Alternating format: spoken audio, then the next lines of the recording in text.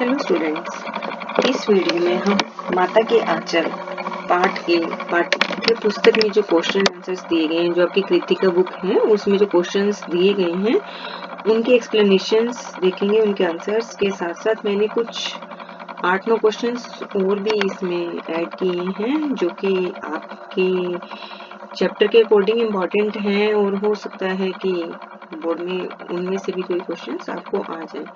मेरा इस वीडियो को बनाने का मोटिव बस इतना ही है कि अगर आपके पास टाइम नहीं हो तो आप इन क्वेश्चंस के आंसर्स को सुनकर केवल याद कर लें। मतलब जैसे आप वीडियो चलाकर छोड़ देंगे, आप कुछ भी कर रहे हैं तो आप जैसे क्वेश्चन के आंसर सुनेंगे तो आपको याद हो जाएंगे और आपको पेपर के लिए अलग से पढ़ना नहीं पड़ेगा। और अगर आपको कॉपी वर्क मिला है तो भी आप इन क्वेश्चंस को पोज करके देख के इसमें से अपना लिख के होमवर्क भी कर सकते हैं और सुनकर डिक्टेशन की तरह भी आप अपनी कॉपी में नोट कर सकते हैं कि कोई मुश्किल शब्द है तो उसको देख लिया, अदरवाइज सुन के ही अपनी कॉपी में फटाफट अपना होमवर्क खत्म कर लें।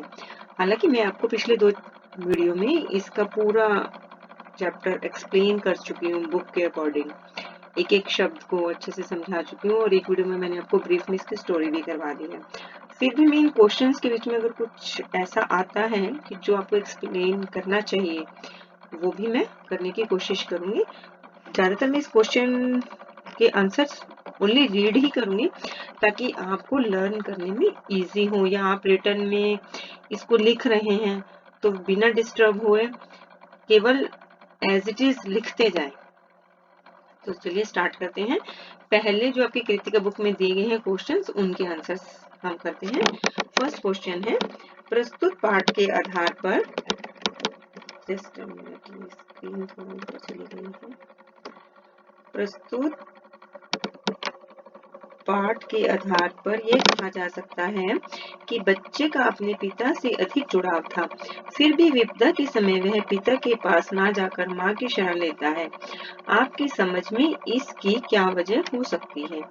इसका उत्तर आएगा बच्चों, यह बात सच है कि बच्चे अर्थात लेखक को अपने पिता से अधिक लगाव था। उसके पिता उसका लालन पालन ही नहीं करते थे, उसके संग दोस्तों जैसा व्यवहार भी करते थे, परंतु विपदा के समय उसे लाड की जरूरत थी, अत्यधिक ममता और माँ की गोदी की जरूरत थी। उसे अपनी माँ से जितनी कोमलता मिल सकती थी उतनी पिता से नहीं।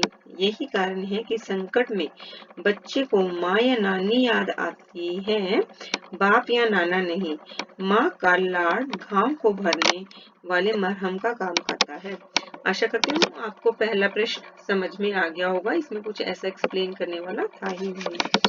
दूसरा प्रश्न है, आपके विचार से भोलानाथ अपने साथियों को देखकर सिसकना क्यों भूल जाता है? उत्तर है, शिशु अपने स्वाभाविक आदत के अनुसार अपनी उम्र के बच्चों के साथ खेलने में रुचि लेता है। उनके साथ खेलना अच्छा लगता है। अपनी उम्र के साथ जिस रुचि से खेलता है वह रुचि बड़ों के साथ नहीं होती है। दूसरा कारण मनोवैज्ञानिक भी है। बच्चे को अपने साथियों के बीच सिसकने या रोने में हीनता का अनुभव होता है। यही कारण है कि भोलानाथ अपने साथियों को देखकर सिसकना भूल जाता है। प्रश्न नंबर 3 है, आपने देखा होगा कि भोलानाथ और उसके साथी जब तब खेलते खाते समय किसी न किसी प्रकार की तुकबंदी करते हैं, जैसे वो खेलते खेलते कुछ कुछ बोलते रहते हैं। आपको यदि अपने खेलों आदि से जुड़ी तुकबंदी याद हो तो लिखिए। देखिए ऐसा क्वेश्चन इतना इम्पोर्टेंट नहीं है, इस तरह के क्वेश्चंस पेपर में कम आते हैं, इसलिए मैंने यहाँ इसका आंसर डिस्क्राइब करना जरूरी नहीं समझा। बाकी अगर ऐसा कुछ हो कि आपको कुछ याद हो ऐसा कि हाँ हम ऐसे खेलते खेलते बोलते हैं तो आप अपनी प्रैक्टिस के लिए लिख सकते हैं। नेक्स्ट क्वेश्चन है, भोलानाथ और उसके साथियों के खेल और खेलने की सामग्री आपके खेल और खेलने की सामग्री से किस प्रकार भिन्न है? ये क्वेश्चन इंपॉर्टेंट है। भोलानाथ और उसके साथियों के खेल और खेलने की सामग्री से हमारे खेल और खेल सामग्रियों में कल्पना से अधिक अंतर आ गया है, क्योंकि टाइम गैप भी काफी आ गया है। भोलानाथ के समय में परिवार से लेकर दूर पड़ोस तक आत्मीय संबंध थे, जिससे खेलने की स्वच्छंदता होती थी। भारी घटनाओं, अपहरण आदि का भी भय नहीं था। उस समय जो था घर केवल अपना घर न होके जितना भी अड़ोस पड़ोस था सारे एक परिवार की तरह ही रहते थे। सब लोग एक दूसरे के घर में आराम से जाते आते थे, खेलते थे, कोई ऐसी टाइम लिमिट नहीं थी। मैं आपको पीछे करवा चुकी हूँ, सारा चैप्टर समझा रही थी तब बताया है मैंने। बाहरी घटनाओं, अपहरण आदि का भी भय नहीं था। खेल की सामग्रियां बच्चों द्वारा स्वयं निर्मित होती थी। घर की अनुपयोगी वस्तु ही उनके खेल की सामग्री बन जाती थी, जिससे किसी प्रकार की ही हानि की संभावना नहीं थी। धूल मिट्टी से खेलने में पूर्ण आनंद की अनुभूति होती थी। ना कोई रोक, ना कोई डर, ना किसी का निर्देशन। जो था वह सब सामूहिक बुद्धि की उपज थी। आज भोलानाथ के समय से सर्वथा भिन्न खेल और खेल सामग्रियों और ऊपर से सुरक्षा हर समय सिर पर हावी रहती है। आज खेल सामग्री स्वयं निर्मित न होकर बाजार से खरीदी हुई होती है। खेलने की समय सीमा भी तय कर दी जाती है, अतः स्वच्छंदता नहीं होती है। धूल मिट्टी से बच्चों का परिचय ही नहीं होता है। नेक्स्ट क्वेश्चन है, फिफ्थ, पाठ में आए ऐसे प्रसंगों का वर्णन कीजिए जो आपके दिल को छू गए हों, अर्थात जिनको सुनकर पढ़कर आपको ऐसा लगा हो कि एक्चुअल में ऐसे ही होता है। उन प्रसंगों का वर्णन कीजिए। पाठ का सबसे रोमांचक प्रसंग वह है जब एक सांप सब बच्चों के पीछे पड़ जाता है। तब वे बच्चे किस प्रकार गिरते पड़ते भागते हैं और माँ की गोद में छिपकर सहारा लेते हैं। यह प्रसंग पाठक के हृदय को भीतर तक हिला देता है। इस पाठ में गुदगुदाने वाले प्रसंग भी अनेक हैं। विशेष रूप से बच्चे के पिता का मित्रता पूर्वक बच्चों के खेल में शामिल होना मन को छू जाता है। जैसे ही बच्चे भोज, शादी या खेती का खेल खेलते हैं, बच्चे का पिता बच्चा बनकर उनमें शामिल हो जाता है। पिता का इस प्रकार बच्चा बन जाना बहुत सुखद अनुभव है, जो सभी पाठकों को गुदगुदा देता है। प्रश्न नंबर 6, इस उपन्यास के अंश में 30 के दशक की ग्राम्य संस्कृति का चित्रण है। आज की ग्रामीण संस्कृति में आपको किस तरह के परिवर्तन दिखाई देते हैं? आज की ग्रामीण संस्कृति को देखकर और इस उपन्यास के अंश को पढ़कर ऐसा लगता है कि कैसी अच्छी रही होगी वह समूह संस्कृति जो आत्मीय स्नेह और समूह में रहने का बोध कराती थी। आज ऐसे दृश्य दिखाई नहीं देते हैं। पुरुषों की सामूहिक कार्य प्रणाली भी समाप्त हो गई है, अतः ग्रामीण संस्कृति में आए परिवर्तन के कारण वे दृश्य नहीं दिखाई देते हैं जो 30 के दशक में रहे होंगे। नंबर 1, आज घर सिमट गए हैं। घरों के आगे चबूतरों का प्रचलन समाप्त हो गया है। आज परिवारों में एकल संस्कृति ने जन्म ले लिया है, जिससे एकल संस्कृति माता पिता और बच्चे, जिससे समूह में बच्चे अब दिखाई नहीं देते। आज बच्चों के खेलने की सामग्री और खेल बदल चुके हैं। खेल खर्चीले हो गए हैं। जो परिवार खर्च नहीं कर पाते वे बच्चों को हीन भावना से बचाने के लिए समूह में जाने से रोकते हैं। ये भी मैं पूरा आगे आपको पहले एक्सप्लेन कर चुकी हूँ कि कैसे हीन भावना लगती है पेरेंट्स को कि बच्चों में आ जाएगी। आप मेरी वो वीडियो को अच्छे से देख सकते हैं। आज की नई संस्कृति बच्चों को धूल मिट्टी से बचना चाहती है, नहीं बचाना चाहती है। घरों के बाहर पर्याप्त मैदान भी नहीं रहे। लोग स्वयं डिब्बों जैसे अर्थात फ्लैट सिस्टम जो होता है ना, उसके लिए लिखा गया है, घरों में रहने लगे हैं। क्वेश्चन नंबर 7 का आंसर है। क्वेश्चन पढ़ते हैं पहले। पाठ पढ़ते पढ़ते आपको भी अपने माता पिता का लाड प्यार याद आ रहा होगा। अपनी इन भावनाओं को डायरी में अंकित कीजिए। ये इस तरह के क्वेश्चन बच्चों के रिटन डेवलपमेंट के लिए बुक में दिए जाते हैं। इस तरह के क्वेश्चंस आते नहीं है एग्जाम में, बट फिर भी आप अपनी प्रैक्टिस के लिए अपनी कोई भी घटना याद करके उसको लिखने की प्रैक्टिस करेंगे तो आपके लिए अच्छा होगा वो। क्वेश्चन नंबर 8 है, यहाँ माता पिता का बच्चे के प्रति जो वात्सल्य हुआ है अर्थात जो वात्सल्य उभर कर आया है उसे अपने शब्दों में लिखिए। पिता का अपने शिशु को नहला धुलाकर पूजा में बैठा लेना, माथे पर तिलक लगाना और फिर कंधे पर बैठाकर गंगा तक ले जाना और लौटते समय पेड़ पर बिठाकर झूला झुलाना कितनी मनोहारी दृश्य उत्पन्न करता है। पिता के साथ कुश्ती लड़ना, बच्चे के गालों को चुमा देना, बच्चे के द्वारा मूछें पकड़ने पर बनावटी रोना, रोने का नाटक और शिशु को हंस पड़ना अत्यंत जीवंत लगता है। माँ के द्वारा गोरस भात को तोता मैना आदि के नाम पर खिलाना, उबटना, शिशु का श्रृंगार करना और शिशु का सिसकना, बच्चों की टोली को देखकर सिसकना बंद कर विविध प्रकार के खेल खेलना और मूसन तिवारी को चिढ़ाना आदि अद्भुत दृश्य लेखक के द्वारा उकेरे गए हैं। ये सभी दृश्य अपने शैशव को याद दिलाते हैं, अर्थात इन सबको याद करके हमें ऐसा लगता है कि हम अपने बचपन में पहुंच गए हैं। क्वेश्चन नंबर 9, माता का अंचल शीर्षक की उपयुक्तता बताते हुए कोई अन्य शीर्षक सुझाएं। इसका आंसर आएगा, इस पाठ के लिए माता का अंचल शीर्षक उपयुक्त नहीं है। क्यों उपयुक्त नहीं है? क्योंकि इसमें लेखक ने और भी 3 विशेषताओं का वर्णन किया है। इसमें लेखक के शीर्षक की 3 विशेषताओं का वर्णन हुआ है। नंबर 1, बच्चे का पिता के साथ लगाव, जो कि पूरे चैप्टर में दिखाया गया है। पॉइंट नंबर 2 है शैशव की मस्त क्रियाएं, जो क्रीड़ाएं करते थे बचपन में लेखक, उन्होंने वो पूरी मतलब मोटी मोटी सभी मेन में डिस्क्राइब की हैं। नंबर 3 पर है माँ का वात्सल्य। माँ का वात्सल्य तो इन्होंने इतना ही दिखाया है कि लास्ट में दिखाया है और शुरू बीच में 2-4 इंसिडेंट दिखाए हैं। माता का अंचल इन तीनों में से केवल अंतिम को ही व्यक्त करता है, जब वह रोकता हुआ आता है। अतः यह एकांगी मतलब एक ही अंग को, पूरा जितना ये चैप्टर है उसकी कुछ पॉइंट्स को लास्ट के को दिखाता है, शो करता है ये शीर्षक। अतः यह अधूरा शीर्षक है। इसके अन्य शीर्षक भी हो सकते हैं, जो कि है मेरा शैशव, क्योंकि उन्होंने अपना बचपन डिस्क्राइब किया है। कोई लौटा दे मेरे रस भरे दिन। नेक्स्ट क्वेश्चन है 10, बच्चे माता पिता के प्रति अपने प्रेम को कैसे अभिव्यक्त करते हैं। इसका आंसर आएगा कि बच्चे अपने माता पिता के समक्ष प्रेम को अभिव्यक्त करते हैं जिद करके।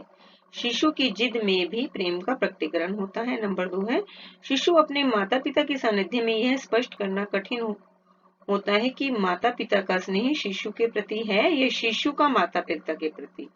दोनों एक ही प्रेम के संपूरक होते हैं, अर्थात माता पिता बच्चे से प्रेम करते हैं और बच्चा माता पिता से प्रेम करता है। पॉइंट नंबर 3, शिशु की मुस्कुराहट, शिशु को उनकी गोद में जाने की ललक, उनके साथ विविध क्रीड़ाएं करके अपने प्रेम का प्रकटीकरण करते हैं। पॉइंट नंबर 4, माता पिता की गोद में जाने के लिए बच्चे का मचलना उसका प्रेम ही होता है। इस प्रकार माता पिता के प्रति शिशु के प्रेम को शब्दों में व्यक्त करना कठिन होता है। पाठ्य पुस्तक का प्रश्न नंबर 11 है, इस पाठ में बच्चे की जो दुनिया रची गई है वह आपके बचपन की दुनिया से किस प्रकार भिन्न है। इसका उत्तर आएगा बच्चों, हमारा बचपन इस पाठ में वर्णित बचपन से पूरी तरह भिन्न है। हमें अपने पिता का ऐसा लाड़ प्यार नहीं मिला। मेरे पिता प्राय अपने काम में व्यस्त रहते हैं। प्राय वे रात को थक कर ऑफिस से आते हैं। वे आते ही खा पीकर सो जाते हैं। वे मुझसे प्यार भरी कुछ बातें जरूर करते हैं। मेरे लिए मिठाई, चॉकलेट, खिलौने आदि भी लेकर आते हैं। कभी कभी स्कूटर पर या गाड़ी में घुमाकर भी लाते हैं, किंतु मेरे खेलों में इस प्रकार से रुचि नहीं लेते। किस प्रकार से रुचि नहीं लेते? जिस प्रकार से कि लेखक के पिता लेखक के साथ रुचि लेते थे, क्योंकि उस समय का क्या था, समय का और धन अर्जित करने के तरीके का बड़ा अंतर था। वे हमें नंग धड़ंग तो रहने ही नहीं देते। जैसे लेखक खाना खाया और बाहर चला जाता था बिना तैयार हुए। उन्हें मानो मुझे कपड़े से ढकने और सजाने का बेहद शौक है। मुझे बचपन में ए एप्पल सी कैट रटाई गई है। हर किसी को नमस्ते करनी सिखाई गई है। 2-2.5 साल की उम्र में मुझे स्कूल भेजने का प्रबंध किया गया। 3 साल के बाद मेरे जीवन से मस्ती गायब हो गई। मुझे मेरी मैडम, स्कूल ड्रेस और स्कूल के काम की चिंता सताने लगी। तब से लेकर आज तक मैं 90% अंक लेने के चक्कर में अपनी मस्ती को अपने ही पांवों के नीचे रोंदता चला आ रहा हूँ। मुझे हो हल्लड़ करने का तो मौका भी नहीं मिला। शायद मेरा बचपन बुढ़ापे में आए, या शायद मैं अपने बच्चों या पोतों के साथ खेल कर सकूं। अर्थात जो लेखक अपने समय में जिस तरह से खेलते थे, वैसे हमारा जीवन, हमारा माहौल सब बदल चुका है और हम उतना फ्रीली नहीं खेल पाते। तो पाठ्य पुस्तक का अंतिम प्रश्न जो है वह यह है कि इन्होंने 2 राइटर्स के नाम दे दिए हैं और कहा है कि आप इन बुक्स को पढ़ें, क्योंकि ये दोनों ही राइटर्स बहुत ही प्रसिद्ध और बहुत ही अच्छे हैं। फणीश्वर नाथ रेणु जी और नागार्जुन की आंचलिक रचनाओं को पढ़िए।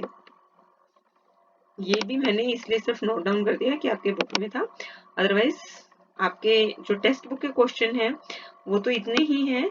इसके अलावा ये कुछ आगे 8-9 क्वेश्चंस हैं जो कि आप देख लेंगे तो आपकी थोड़ी वोकैबुलरी अच्छी हो जाएगी, चैप्टर पूरा कंप्लीट हो जाएगा आपको लर्न।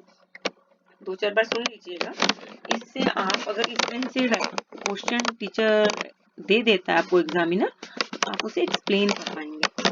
मैं इनको रीड कर देती हूँ, आप सुन लीजिएगा। प्रश्न नंबर 1 है, माता का अंचल पाठ में भोलानाथ के पिता की दिनचर्या का वर्णन करते हुए आज के एक सामान्य व्यक्ति की दिनचर्या से उसकी तुलना कीजिए।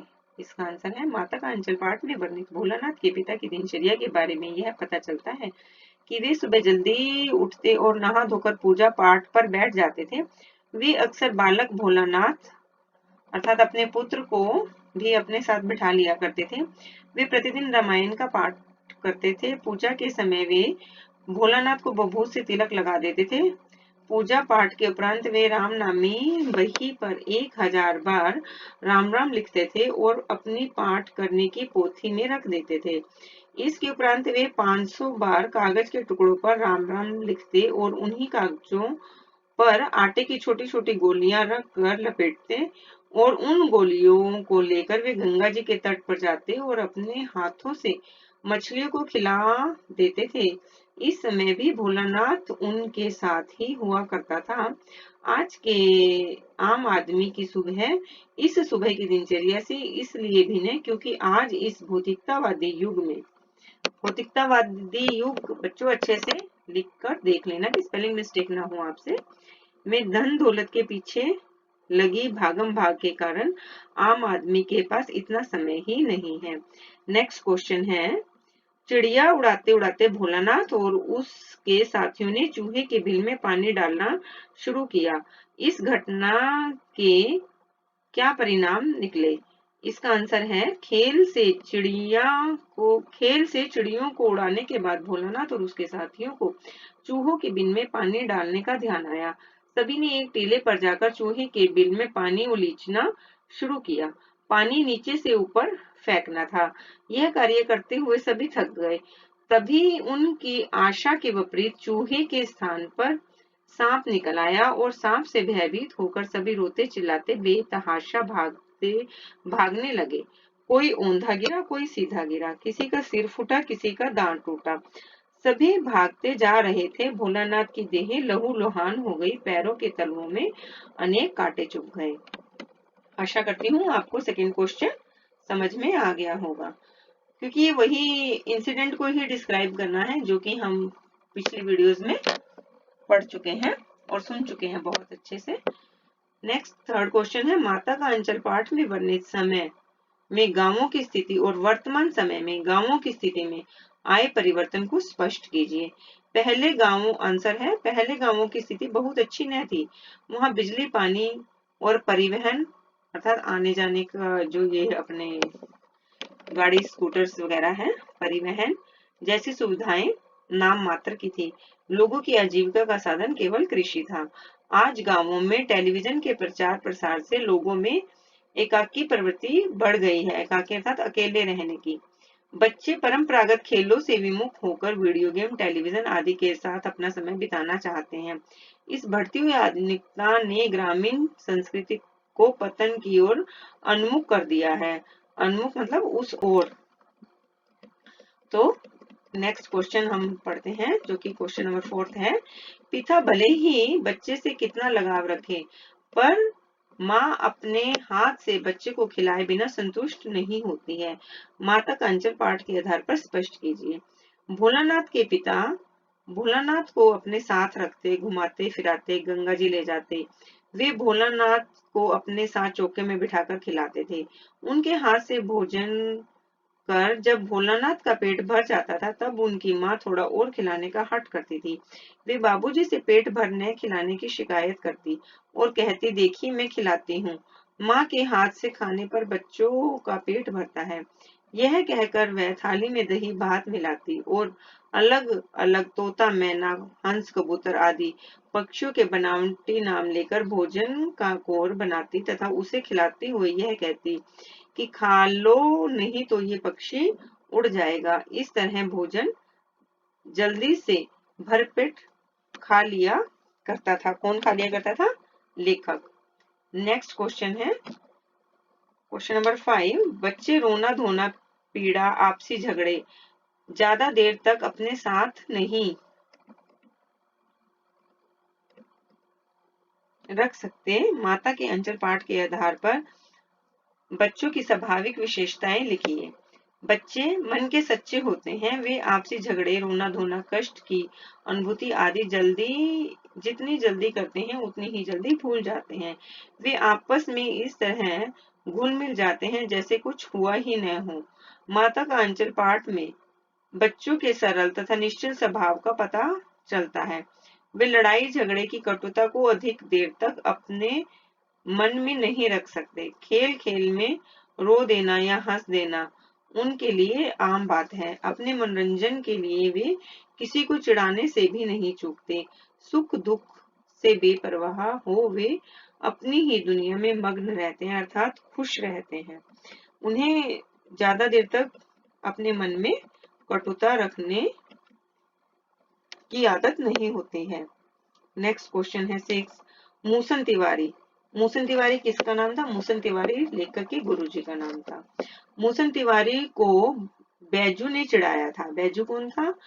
लेखक के एक मित्र का नाम था बैजू। मूसन तिवारी को बैजू ने चिढ़ाया था, पर उसकी सजा भोलानाथ अर्थात लेखक को भुगतनी पड़ी। माता का अंचल पाठ के आधार पर स्पष्ट कीजिए। आंसर आएगा, एक दिन भोलानाथ और उसके साथी बाग से आ रहे थे कि मूसन तिवारी उन्हें दिखाई दिए। उन्हें कम दिखाई पड़ता था। साथियों में से ढीठ बैजू ने उन्हें चिढ़ाते हुए कहा, बुढ़वा बेईमान, मांगे करेला का चोखा। गुरु जी को चिढ़ाकर भी सभी बच्चे घर की ओर भागने लगे। गुरु जी बच्चों को पकड़ने के लिए भागे, पर बच्चे हाथ न आए। वे पाठशाला चले गए और पाठशाला से 4 बच्चे भोलानाथ और बैजू को पकड़ने के लिए घर आ गए। शरारती बैजू तथा अन्य बच्चे भाग गए, पर भोलानाथ को गुरु जी के शिष्य पकड़कर पाठशाला ले गए। जिन बच्चों ने गुरु जी को चिढ़ाया था, उनके साथ रहने के कारण उन्होंने भोलानाथ को दंडित किया। नेक्स्ट क्वेश्चन है, भोलानाथ और उसके साथी खेल ही खेल में दावत की योजना किस तरह बना लेते थे। कि इस क्वेश्चन में हमें ये डिस्क्राइब करना है कि लेखक खेल ही खेल में कैसे दावत वाला खेल खेलते थे।